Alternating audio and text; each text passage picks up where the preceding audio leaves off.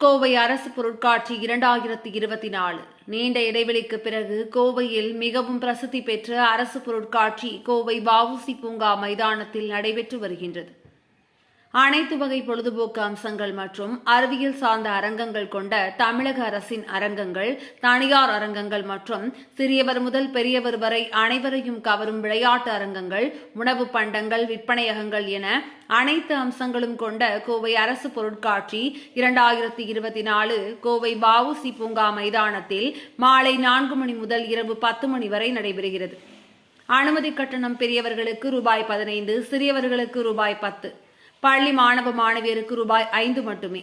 காணத் தவறாதீர்கள். கோவை அரசு பொருட்காட்சி 2024.